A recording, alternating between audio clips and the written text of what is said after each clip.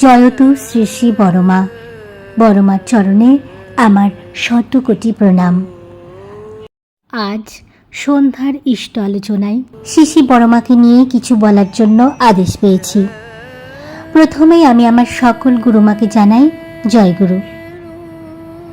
আমি যখন শ্রী শ্রী ঠাকুরের দীক্ষা গ্রহণ করি তখন আমার বয়স মাত্র 12 বছর। তখন দেখতাম বাড়িতে প্রায় সৎসঙ্গ হতো এবং বাড়ির গুরুজন সহ অন্যান্য অনেক গুরু ভাই এবং মায়েরা আসতেন আমাদের বাড়িতে। যখন আমার গুরুজন বা অন্যান্যরা ঠাকুরের ব্যাপারে, মায়ের ব্যাপারে অনেক কিছু আলোচনা করতেন, তখন মন দিয়ে শুনতাম। আর ওনাদের মুখ থেকেই শোনার যেটুকু জ্ঞান অর্জন করতে পেরেছি সেটুকুই আজ আমি আপনাদের সাথে তুলে ধরছি। এ ব্যাপারে যদি কোনো ভুল ত্রুটি হয়ে থাকে আমায় ক্ষমা করবেন। আজ আমি শ্রী শ্রী বড়মার জীবনী সম্পর্কে একটু আলোচনা করব। পরমারাধ্যা জগজ্জননী শ্রী শ্রী বড়মায়ের শুভ জন্মমাস পবিত্র শ্রাবণ মাসের পুণ্যলগ্নে বিনম্র শ্রদ্ধাঞ্জলি সহ আভূমি লুণ্ঠিত ভক্তিপূর্ণ প্রণাম জানাই তব রাতুল রাঙা চরণে। পরম পুরুষ যখন মানব দেহে আবির্ভূত হন জগতের বুকে, তখন তার লীলার সঙ্গিনী পরমা প্রকৃতিও নেমে আসেন এই ধরণীতে তার ইচ্ছাকে সার্থক রূপায়ণে সহায়তা করতে। যুগে যুগে যুগ অবতারগণের দিব্য জীবন লীলার মধ্যে এ সত্য বারবার ধরা পড়েছে। যুগপুরুষোত্তম পরম প্রেমময় শ্রী শ্রী ঠাকুর অনুকূল চন্দ্রের লীলা সঙ্গিনী ষোড়শীবালা দেবীও এর ব্যতিক্রম ছিলেন না। সমস্ত জীবনব্যাপী তিনি শ্রী শ্রী ঠাকুরের আদর্শকে বাস্তব রূপদানে যে সাধনা করে গেছেন তার তুলনা নেই।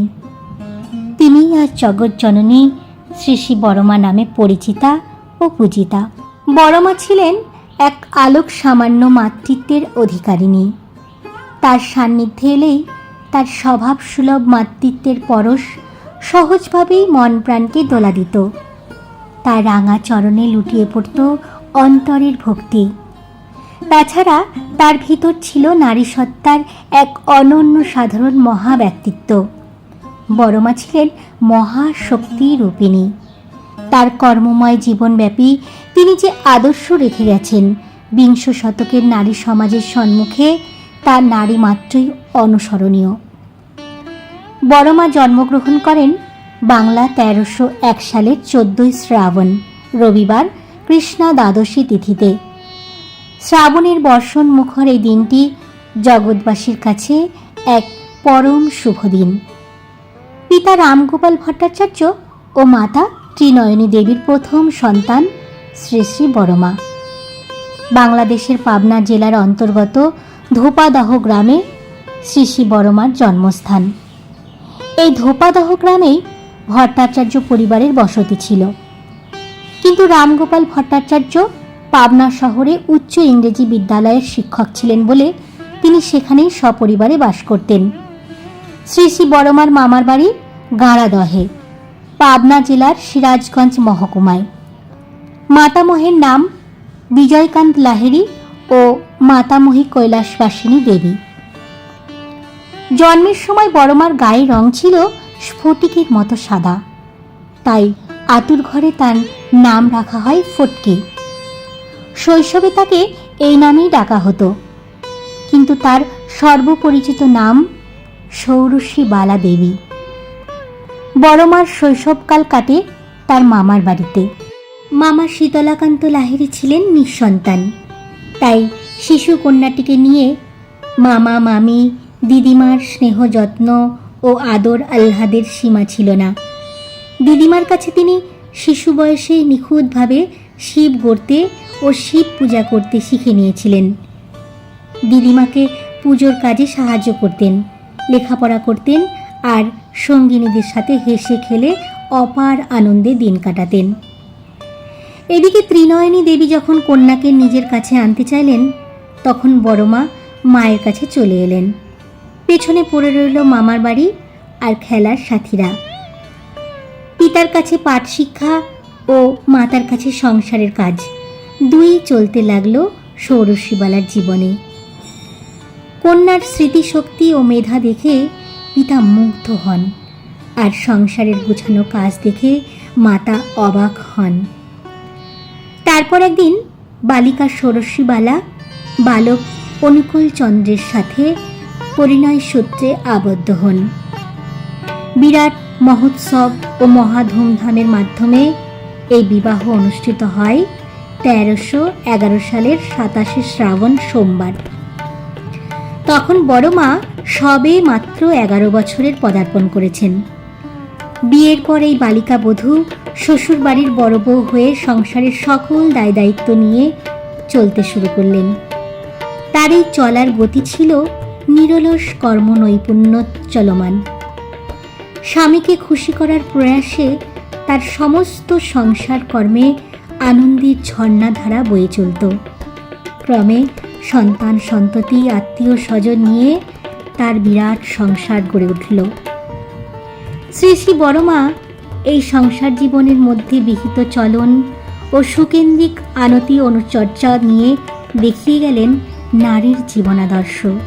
একায়নী গতিশীলতার মধ্যে সুকেন্দ্রিক সুপ্রযোজন ব্যতি রেখে নারীর জীবন সার্থক হয় না, নারীর ব্যক্তি স্বাতন্ত্র্য প্রতিষ্ঠিত হয় না।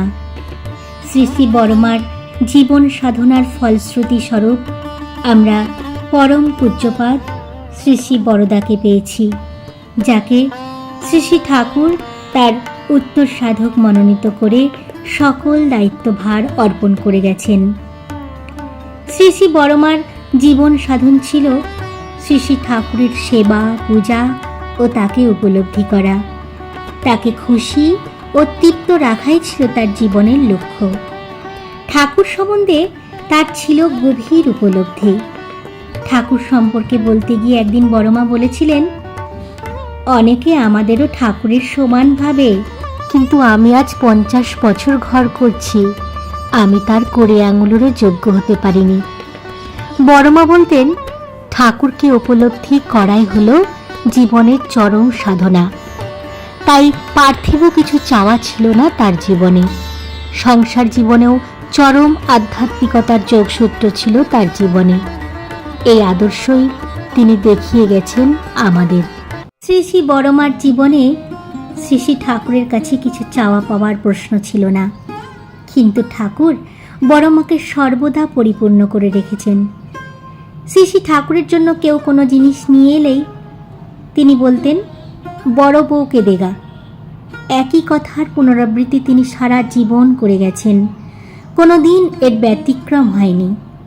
এমনকি যখন বড়মা অসুস্থ তখনও শ্রী শ্রী ঠাকুর শ্রী শ্রী বড়মাকে জগতের শ্রেষ্ঠ আসন দিয়ে বলেছেন, তুমি জগৎ জননী, তুমি এদের দেখো। শ্রী শ্রী ঠাকুরের স্নান, খাওয়া, শোয়া, এমনকি বাইরে গিয়ে বসা সব ব্যাপারে বড়মাকে জিজ্ঞেস করতেন, বড় বউ শোবো, বড় বউ বাইরে যাব। এগুলি ঠাকুরের সহজ অভ্যাসের মতোই মনে হতো।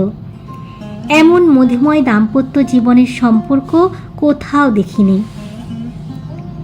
শ্রী শ্রী ঠাকুরের প্রতি বড়মার ছিল বৃত্তিভেদী টান, যার ফলে তিনি ছিলেন সহজ সন্ন্যাসিনী। সেই জন্য শ্রী শ্রী ঠাকুরের বহু বিবাহ প্রচলনের আদর্শকে বাস্তবে রূপায়িত করতে তিনি অকুণ্ঠ চিত্তে সমর্থন, সাহায্য ও সহযোগিতা করেছেন। এদিক থেকে বিচার করলে স্বামীর প্রতি যে স্বর্গীয় প্রেমের আদর্শ তিনি রেখে গেছেন, জগতের ইতিহাসে এর তুলনা কোথায়?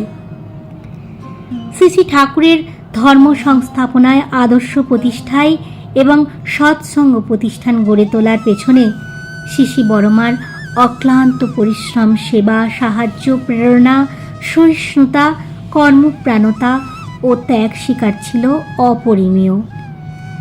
তবে তার সমস্ত সাধনায় ছিল লোকচক্ষুর অন্তরালে ফল্গুধারার মতো অন্তঃসলীলা। শ্রী শ্রী বড়মা ছিলেন দূরদৃষ্টি সম্পন্ন ও গভীর প্রজ্ঞার অধিকারিণী। কত হতভাগ্য সন্তান যে তার দয়ায় ভাগ্যবান হবার পথ পেয়েছে এবং কত বন্ধা নারী তার আশিসে সন্তান পেয়েছে তারই আত্মা নেই। বড় মা সম্পর্কে শ্রী শ্রী ঠাকুরের অনেক কথা আছে, তার মধ্যে থেকে কয়েকটি বলার চেষ্টা করছি।